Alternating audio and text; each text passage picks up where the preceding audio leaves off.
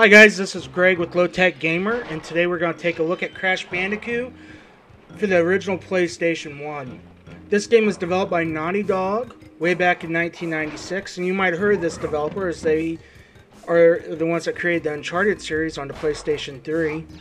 And the main character of this game, Crash Bandicoot, later became the unofficial mascot for Sony during the first few years after the PlayStation's release. The game received much acclaim and sold millions of copies, and was later re-released as a Sony Greatest Hits title in 1997. The story is set on some islands southeast of Australia, which are all owned by the evil scientist Dr. Cortex, where with the help of his friend Dr. Bria, they create an Evo ray, which they use to hasten evolution of the various animals living on the islands. And the reason why they do this is because Dr. Cortex is building an evil army of mutant animal soldiers. And anyways, the reason why Crash gets brought into this is because he wants Crash to be his general of his army. So what goes on is, they bring him into their experiment, their evolution array, whatnot. The story wasn't really too clear because the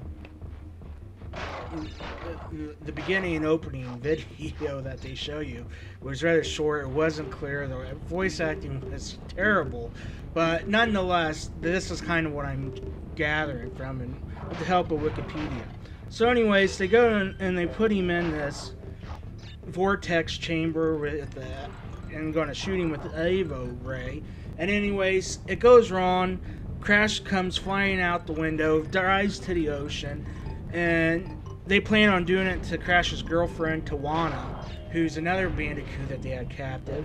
And this sets in place the game story as Crash has to go through and defeat the evil army of Dr. Cortex in order to save his girl. So that's the game's story in a nutshell.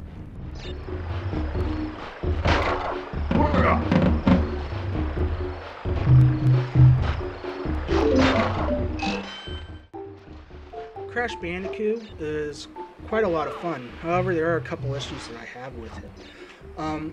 Mainly that stems from the controls. And the reason why I say that is, it's not that the controls are bad, it's just that since this game was released in 1996, I mean that's 2012, controls have all moved over to the analog stick, and playing this with the Sony D-pad I found to be quite frustrating.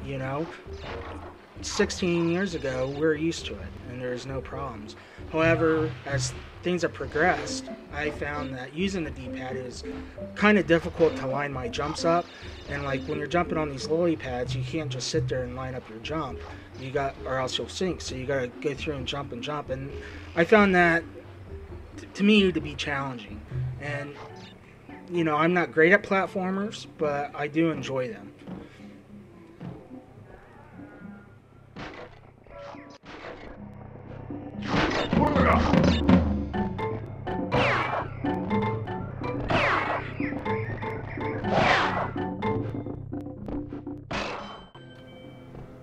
The audio quality for the game is quite good. I really enjoy the music with the jungle beats going on in the background, and the sound effects are all clear and precise. There's no distortion, there's no muffling of anything with the audio.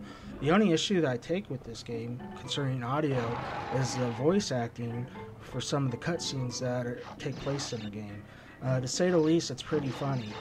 It's very reminiscent of the voice acting from Resident Evil. So if you want to hear some campy voice acting, it's in this game. But as the series progressed in Crash Bandicoot 2 and 3, that issue was taken care of.